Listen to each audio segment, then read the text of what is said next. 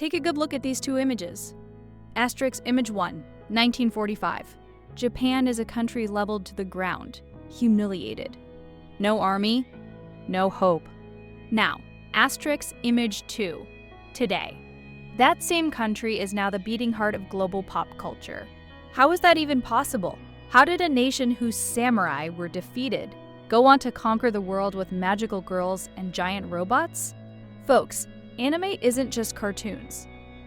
It's the most sophisticated military strategy in history. A strategy where bullets are replaced by kawaii. Today, we're going to find out how Japan turned the trauma of the atomic bomb into a billion-dollar empire. Welcome to Astro, the Story Lab. To understand anime, we have to go back to the moment the sun rose twice in Japan, the atomic bombings of Hiroshima and Nagasaki.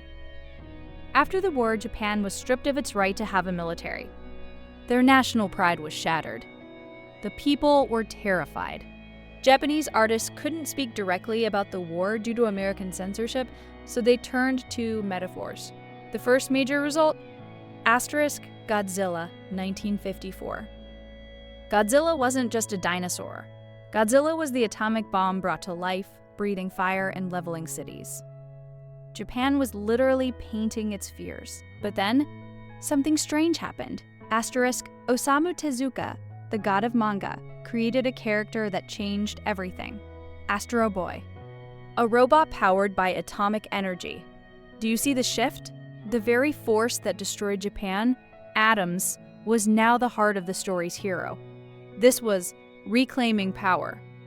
Tezuka gave his characters those iconic big eyes because he wanted to restore Japan's lost innocence. That was the birth of the anime style. Wide eyes, searching for a world that no longer existed. Fast forward to the 1980s. Japan's economy exploded. Technology was everywhere. But the Japanese had a new fear.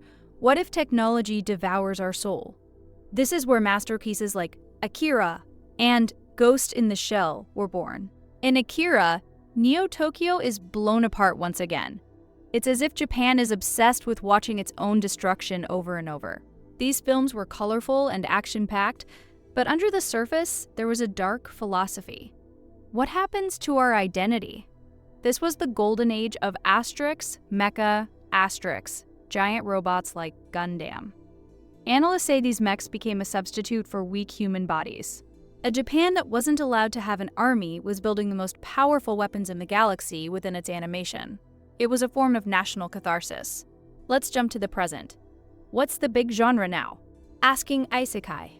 Stories about a guy who dies and wakes up in a fantasy world to become a hero. Why did this suddenly become so popular? Because young people in Japan, and honestly all over the world, are burnt out. They're exhausted by overwork, loneliness, and social pressure.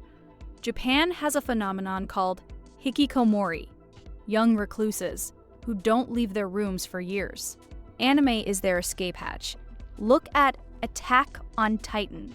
High walls, the fear of the outside world, monsters trying to devour us. It's not just a story, it's the subconscious image of a nation that kept itself locked away on an island for years.